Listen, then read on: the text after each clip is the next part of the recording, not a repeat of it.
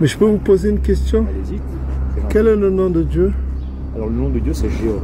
Voilà. Vous êtes sûr? On est sûr, ouais. On est sûr. Ouais. Vous avez une Bible avec vous? J'ai ça, ouais. J'ai mon téléphone, c'est plus simple. Je sais plus, j'ai mon téléphone aussi.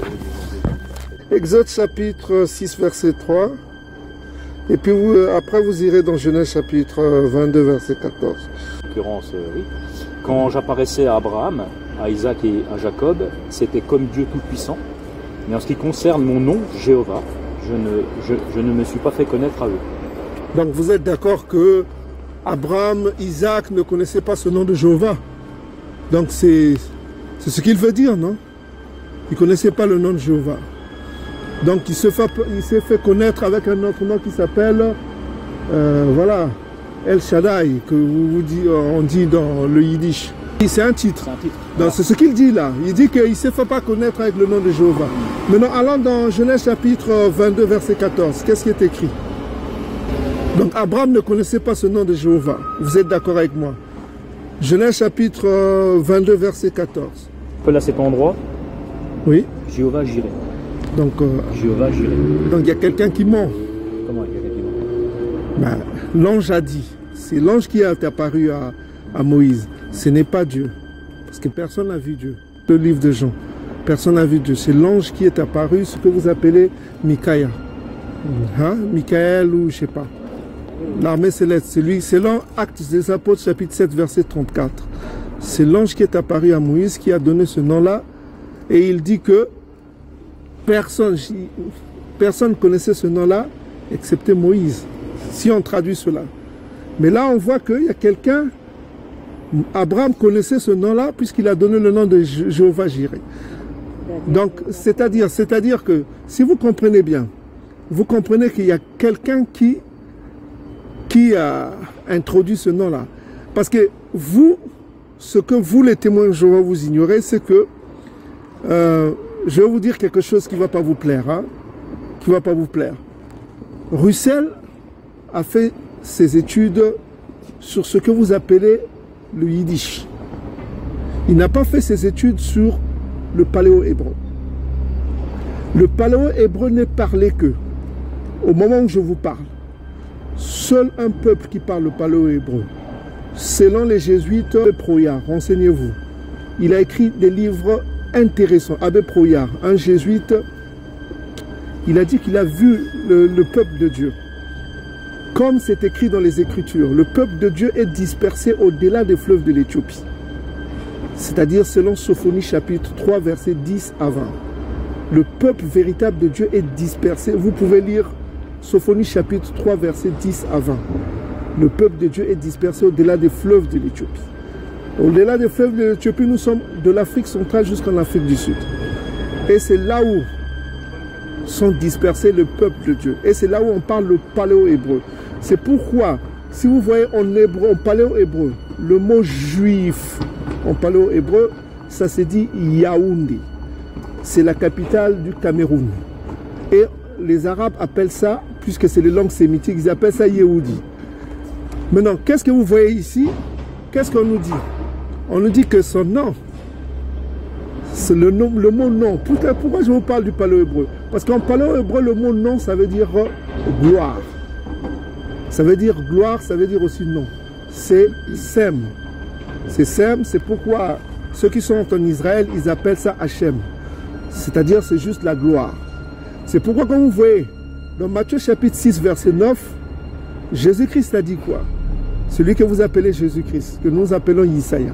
Il a dit quoi? Voici comment vous devez prier. Et les apôtres ont dit la même chose. Dieu le Père. Ils n'ont pas donné le nom de Jéhovah, ça n'existait pas. Ils ont parlé du Père. Voici comment vous devez prier. Notre Père qui est aux cieux.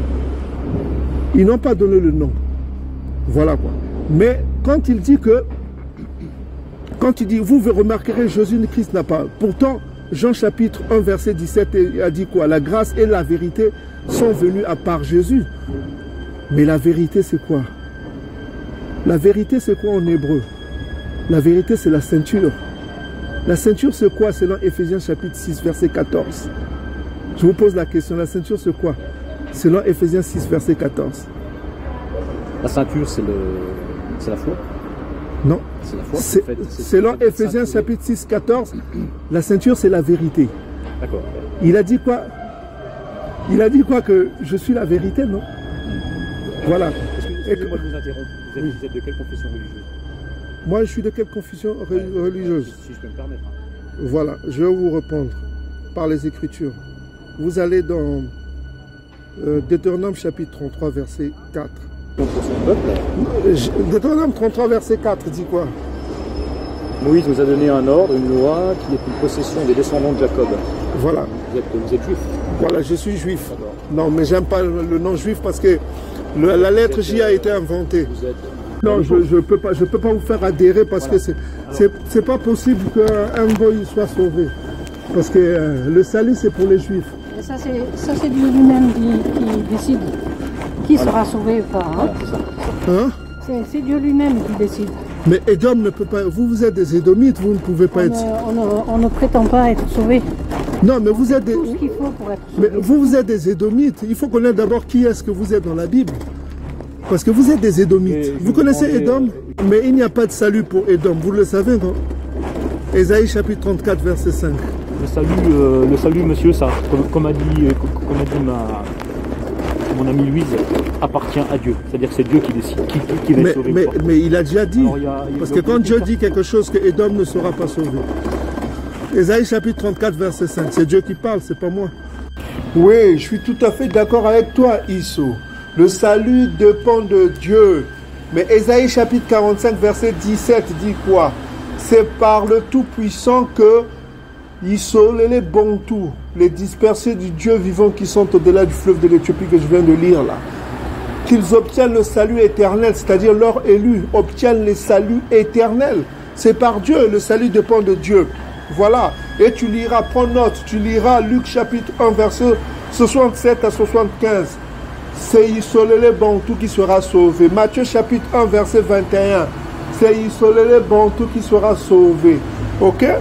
Donc, en ce qui concerne vous les Édomites, il n'y a pas de salut pour vous. Pourquoi? Parce que c'est le Tout-Puissant qui l'a dit et il respectera son agenda. Son agenda est explicite. Ésaïe chapitre 55, verset 11 dit que son agenda s'accomplira, que vous le voulez ou pas, vous les Édomites.